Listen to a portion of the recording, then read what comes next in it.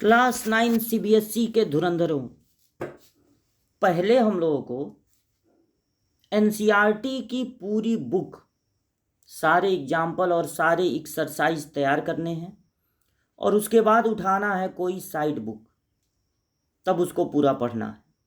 लेकिन पहले एनसीईआरटी में नंबर ऑफ क्वेश्चन कम है, लेकिन स्टैंडर्ड क्वेश्चन है, बढ़िया बढ़िया क्वेश्चन है। तो क्वेश्चन जब कम रहेंगे तो सारा फोकस कॉन्सेप्ट पे होगा, और जब सारा कॉन्सेप्ट क्लियर हो जाएगा और एनसीईआरटी में जो कुछ क्वेश्चन हैं कम हैं उतने लगा लिए जाएंगे, तब कोई साइड बुक जब उठाया जाएगा तो कॉन्सेप्ट तो समझना रहेगा नहीं, बस क्वेश्चंस लगाने रहेंगे। तो बहुत कम क्वेश्चन ऐसे होंगे जो हमको प्रॉब्लम क्रिएट करें, हमको परेशान करें। इसलिए पहले एनसीईआरटी को पढ़ लेना चाहिए और हम लोग यही काम कर रहे हैं। Balloon maths word 1 9 10 11 12 academic level की करा रहा है तैयारी मैथ्स की, और मैथ्स में 100% आपको दिलाना हम लोगों का एम है, और आपका बेस भी मजबूत करना। जब बेस मजबूत रहेगा तब आप 10th की पढ़ाई मज़े से कर सकते हैं और धीरे धीरे कंपटीशन लेवल की तरफ बढ़ सकते हैं। तो दूसरा चैप्टर पॉलिनॉमियल पूरा कंप्लीट हो गया था, और नंबर सिस्टम जो पहला चैप्टर है वो हम लोगों ने स्टार्ट किया था, और उसमें हम लोग जाने थे नेचुरल नंबर, उसके बाद इंटीजर, होल नंबर। इंटीजर को दो अलग अलग ग्रुप में बांटा जा सकता है, positive negative, neither positive not negative. ये सारी जानकारियाँ, इवन ऑड रियल नंबर, ये सारी जानकारियाँ इंट्रोडक्शन वाले वीडियो में हैं, तो आप उसको देखिए, देखकर उसको तैयार कीजिए। ये सब जो आप पढ़ रहे हैं, जब तक आपकी पढ़ाई चलेगी तब तक ये आपके साथ रहने वाले हैं, क्योंकि even odd, natural number, whole number, integer, इन्हीं पर तो पूरा मैथ्स डिपेंड होता है। तो इनकी अच्छी जानकारी होनी चाहिए, आपके अंदर कन्फ्यूजन नहीं होना चाहिए कि जीरो इवन है कि ऑड है, या फिर ऐसा है कि जीरो ना इवन है ना ऑड है, वन कंपोजिट है कि प्राइम है। ये सारा कन्फ्यूजन आपका दूर किया गया था पहले इंट्रोडक्शन वाले वीडियो में, और हम लोग नए सिलेबस के अकॉर्डिंग अब पढ़ रहे हैं। जो नया सिलेबस आया है 2023 में, उसमें जितने भी एक्सरसाइज हैं एनसीईआरटी की बुक में वो सब हम लोगों को लगाने हैं, एग्जाम्पल भी लगाना है। और आज हम लोग ये जानेंगे कि रियल नंबर को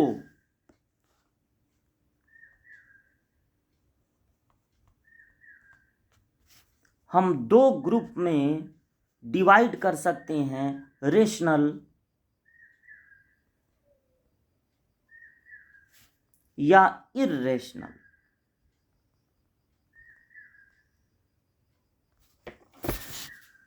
तो सबसे पहले आपको बताते हैं क्या होता है रेशनल नंबर। तो रेशनल नंबर होता है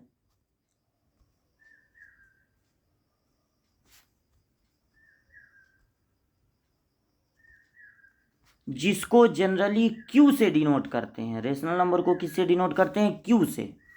कहीं पर क्यू लिखा हुआ है और ये बताया नहीं गया है कि ये क्यू क्या है, तो आप अपने तरफ से समझ जाएंगे कि ये रेशनल नंबर है। अब ये रेशनल नंबर क्या होता है? A number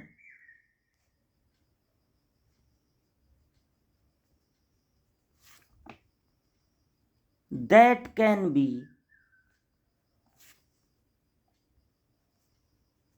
expressed in form of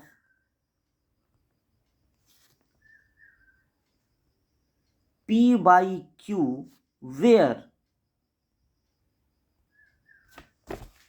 अब देखिए, ऐसा नंबर जिसको आप P बाई Q के टर्म में, फॉर्म में लिख सकें, जहां where P and Q are integer पहली बात। दूसरी बात, Q is not equal to 0। और तीसरी बात, P and Q are coprime numbers.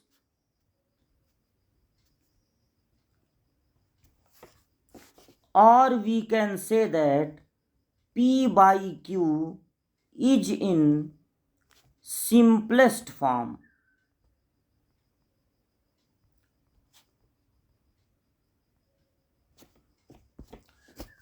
सबसे पहले हम आपको बता दें कि को प्राइम क्या होते हैं।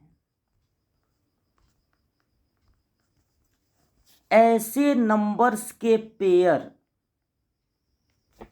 जिनमें कुछ भी कॉमन न हो, वो को प्राइम होते हैं। अब आपने एक पेयर लिया 7 और 13। 7 और 13 में कुछ भी कॉमन नहीं है। लेकिन अगर आप 7 के साथ 25 लेते तब भी कुछ कॉमन नहीं होता। 7 क्या है? एक प्राइम नंबर है। और 25 लेकिन प्राइम नहीं है। को प्राइम में प्राइम नंबर होना जरूरी नहीं है। 8 और 9 दोनों के दोनों प्राइम नंबर नहीं है, लेकिन ये को प्राइम हैं, क्योंकि ये दो ऐसे नंबर हैं जिनमें कुछ भी कॉमन नहीं है। कुछ कॉमन न होने का मतलब है कि HCF हाईएस्ट कॉमन फैक्टर इनका 1 है। बात को समझे? को प्राइम नाम से कंफ्यूज मत होइए। गुलाब जामुन में न गुलाब होता है न जामुन होता है। उसी तरह से को प्राइम में प्राइम नंबर का होना जरूरी नहीं है। हो भी सकता है, हो सकता है दोनों प्राइम हो, तब तो पक्का है कि HCF 1 होगा। लेकिन ऐसा भी हो सकता है दोनों में एक ही प्राइम हो और तब भी HCF 1 हो।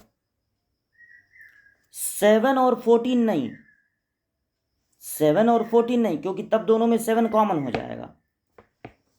या हो सकता है कि दोनों प्राइम ना हो, लेकिन फिर भी उनमें कुछ कॉमन ना हो, जैसे 8 और 9।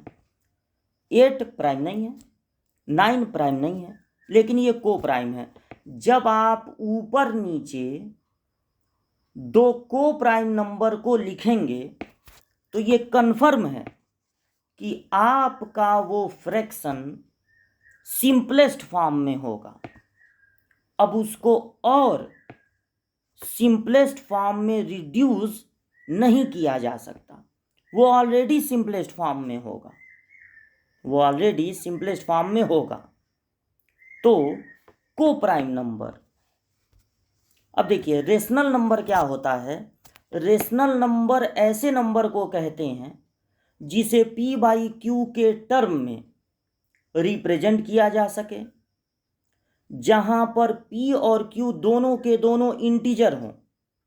यानी ऊपर जो न्यूमरेटर है वो भी इंटीजर हो और नीचे जो डिनोमिनेटर है वो भी इंटीजर हो, दोनों के दोनों इंटीजर हो। और जो डिनोमिनेटर है वो 0 नहीं होना चाहिए। रेशनल नंबर की कितनी खासियत होनी चाहिए? 3। पहला क्या है? ऊपर नीचे इंटीजर हो। दूसरा क्या है? जो डिनोमिनेटर है वो 0 ना हो। न्यूमरेटर भले 0 हो जाए, डिनोमिनेटर 0 ना हो। और P और Q होने चाहिए को प्राइम, या इसको आप ये भी कह सकते हैं कि P by Q is in simplest form. P by Q simplest form में हो, यानी 2 बाई 14 नहीं लिखना है, उसको कैंसिल करके 1 बाई 7 लिख देना है। दोनों को प्राइम होने चाहिए। तो अगर किसी नंबर में ये तीनों खासियत एक साथ मिल रही है तो वो कहलाएगा रेशनल नंबर। तो इसको आप यहाँ से वीडियो को रोककर अगर डेफिनीशन नोट करना चाहें तो नोट कर लीजिएगा। और अगर कोई आपसे पूछे कि तब इर्रेशनल नंबर क्या होगा, तो अगर आपको इर्रेशनल नंबर का डेफिनीशन देना है तो यहां पर कैन नॉट लगा देंगे, a number that can not be expressed, और बाकी वही लिख देंगे। लेकिन आज की क्लास में हमको इर्रेशनल के बारे में डिस्कस नहीं करना है, हमको सबसे पहले रेशनल के बारे में डिस्कस करना है। तो आप ये नोट कर लिए, और नोट करने के बाद आप इसका एग्जाम्पल देखिए। अगर हमने लिखा 0 तो ये रेशनल है, 1/2 रेशनल है, क्योंकि ऊपर भी इंटीजर नीचे भी इंटीजर और दोनों सिंपलेस्ट फॉर्म में, और जो डिनोमिनेटर है वो 0 नहीं है। अगर आपने लिखा 22/7 तो ये एक रेशनल नंबर है। आगे चल के आपको पता चलेगा। आप कभी पाई सुने हैं? पाई ना, एर्थ में जरूर सुने होंगे, क्योंकि एर्थ में जो सर्कल होता है, सर्कल का पेरीमीटर, सर्कल का एरिया, उसमें आपने सुना होगा पाई की पेरीमीटर या सरकमफ्रेंस होता है सर्कल का 2πr, और एरिया होता है πr²। पाई जिसकी वैल्यू हम लोग लिखते हैं 22/7, ये जो पाई है उसकी एग्जैक्ट वैल्यू 22/7 नहीं होती, बल्कि अप्रॉक्स में 22/7 होती है। तो 22/7 एक रेशनल नंबर होता है। लेकिन आगे चल के आपको पता चलेगा, इस पर हम लोग डिस्कस करेंगे कि पाई जो है वो रेशनल नहीं होता। तो पाई यहाँ मत लिखिएगा, 22/7 लिख सकते हैं। 22/7 में क्या खास बात है? ऊपर और नीचे पी और क्यू दोनों इंटीजर हैं, क्यू 0 नहीं है, और p/q अपने सिंपलेस्ट फॉर्म में है, इसलिए ये रेशनल नंबर है। अगर आपने सिर्फ 4 लिख दिया तो 4 के अपान में अगर कुछ नहीं है तो 1 है, और 1 क्या होता है? 1 0 नहीं होता, और 1 इंटीजर होता है। यानी 4 का मतलब हो गया 4/1, और 4/1 होता है एक रेशनल नंबर। क्यों रेशनल नंबर? क्योंकि इसमें रेशनल नंबर की सारी खासियत पाई जाती है। सब क्या क्या? ये p/q के फॉर्म में है 4/1, ऊपर भी इंटीजर नीचे भी इंटीजर, और ये जो q है वो 0 नहीं है। तो 4/1 क्या है? एक रेशनल नंबर है। तो इस तरह से बहुत सारे रेशनल नंबर हो गए। अब इरेशनल कौन होंगे उस पर तो डिस्कस बाद में करना है, लेकिन अभी समझ लीजिए √2 जो कि एक इंटीजर नहीं, वो इरेशनल नंबर है। लेकिन रूट में 2.25 जिसका रूट फाइंड हो सकता है 1.5 कन्फर्म है, वो एक इरेशनल नंबर नहीं होता। ये इरेशनल है और ये इरेशनल नहीं है।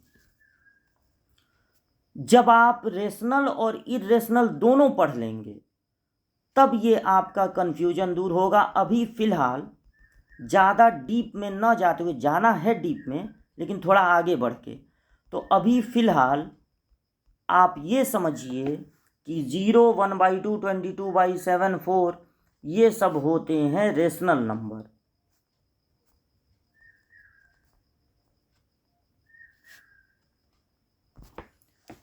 बाकी इरेशनल नंबर के बारे में आगे जाना जाएगा। और अब हम लोग इतनी जानकारी जुटा लिए हैं कि एनसीईआरटी की बुक का कुछ एग्जाम्पल हम लोग लगा सकते हैं। तो बढ़ते हैं और लगाते हैं एनसीईआरटी का एग्जाम्पल।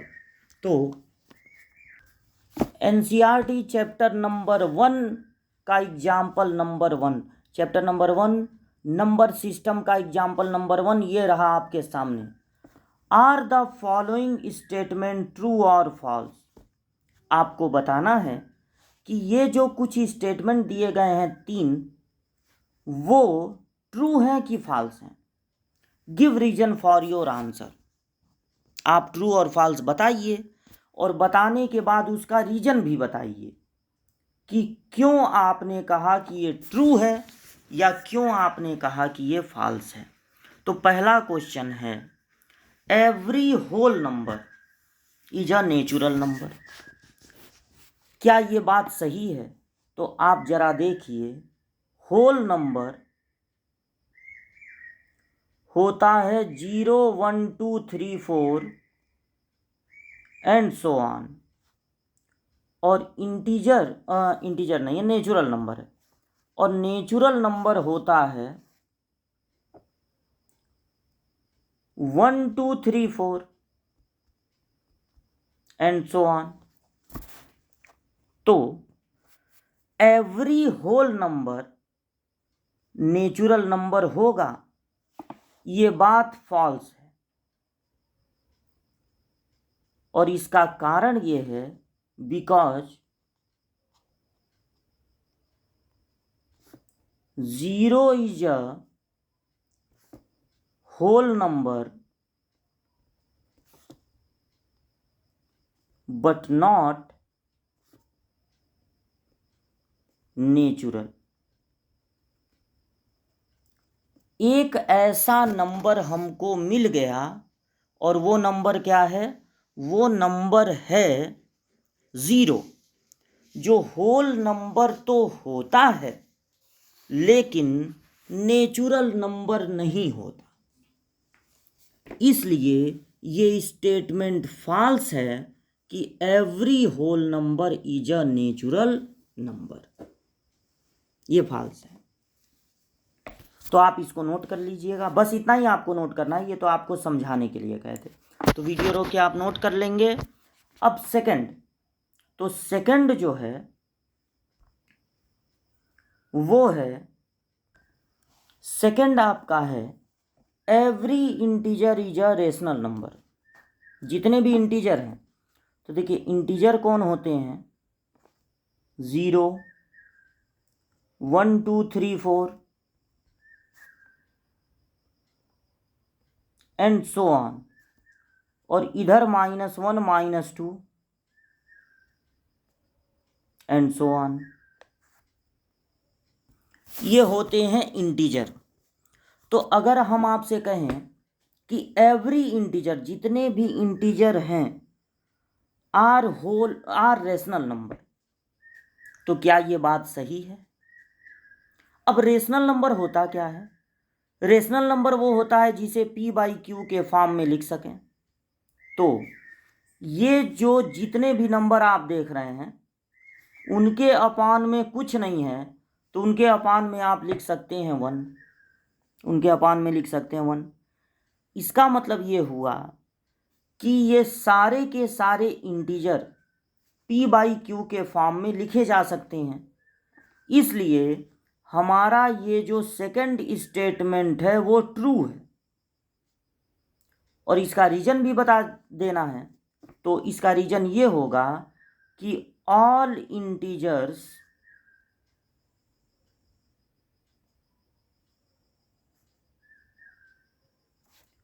आर इन फॉर्म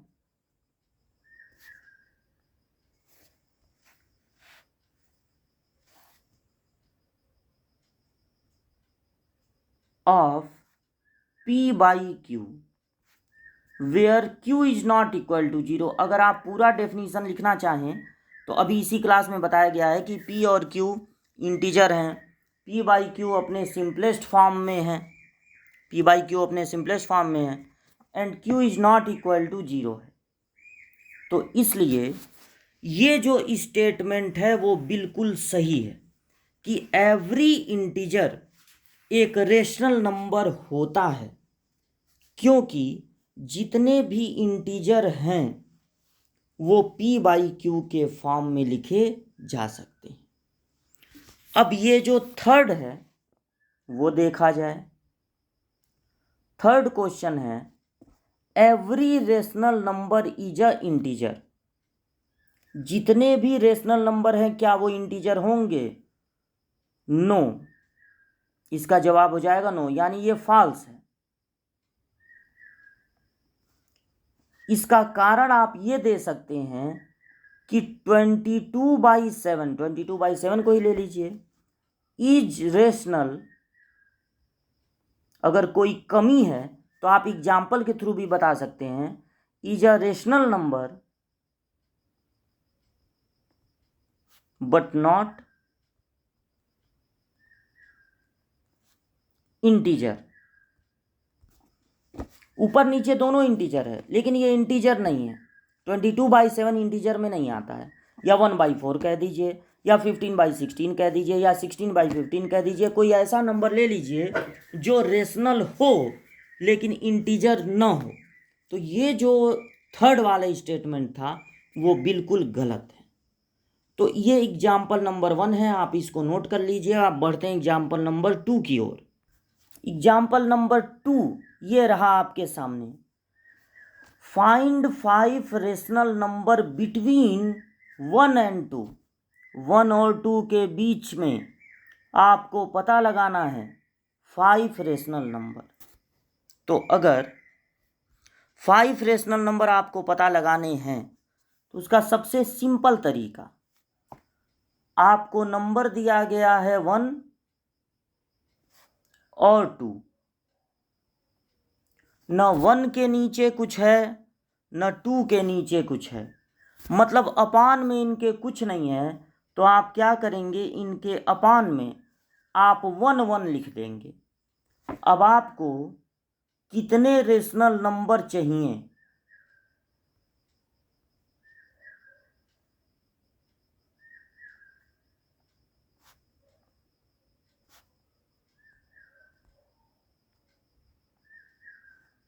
आपको चाहिए 5 रेशनल नंबर। तो आप एक काम कीजिए कि आप 5 में 1 ऐड करके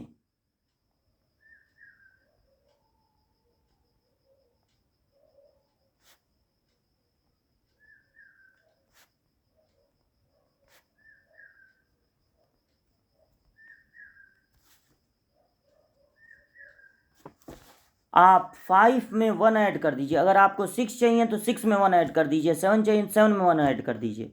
तो 5 में 1 आपने ऐड कर दिया तो आपको मिला 6। तो दोनों को 6 से मल्टीप्लाई कर देना है। तो 6 ऊपर 6 नीचे, 6/6, 6 ऊपर 6 नीचे, 12/6। तो रिक्वायर्ड नंबर हो जाएगा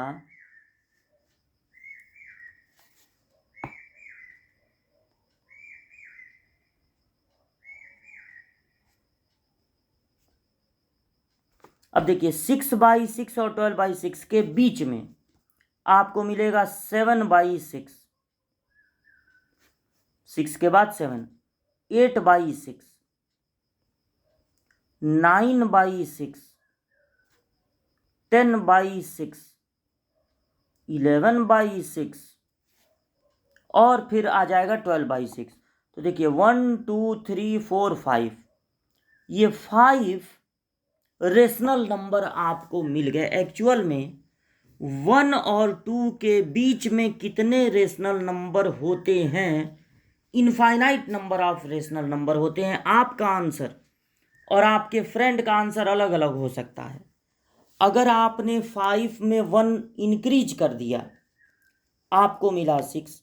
आप ऊपर नीचे 6 से मल्टीप्लाई कर देंगे। आपका फ्रेंड अगर 6 से बड़ा कोई नंबर लेकर 8 लेकर ऊपर नीचे मल्टीप्लाई कर देता है तो यहाँ होगा 8/8 और यहाँ 16/8।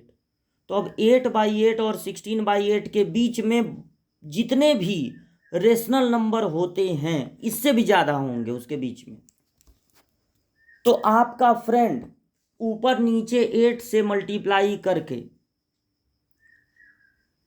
और उनके बीच में, मतलब 8/8 और 16/8 के बीच में बहुत सारे रेशनल नंबर होंगे, इससे भी ज़्यादा होंगे, उनमें से कोई भी 5 लिख सकता है। आपका एक दूसरा फ्रेंड यहाँ ऊपर नीचे 10 का मल्टीप्लाई करके उनके बीच में, अब ये 20 हो जाएगा और ये 10, तो 11/10, 12/10, 13/10, इस तरह से कोई भी 5 लिख सकता है। तो आपका आंसर, आपके फ्रेंड का आंसर ये अलग अलग हो सकते हैं। अगर आपका कोई फ्रेंड 5 से मल्टीप्लाई कर देगा तो 5/5 और ये हो जाएगा 10/5, तो 5/5 और 10/5 के बीच में 6/5, 7/5, 8/5, 9/5, उसको 4 ही मिल पाएगा, जबकि चाहिए 5। तो इसलिए 5 अगर चाहिए तो 1 इंक्रीज कर देते हैं, तब ऐसा होता है कि 5 रेशनल नंबर मिल जाएंगे, एग्जैक्ट तब 5 मिलेंगे। आप 100 से मल्टीप्लाई कर दीजिए, कोई दिक्कत नहीं है।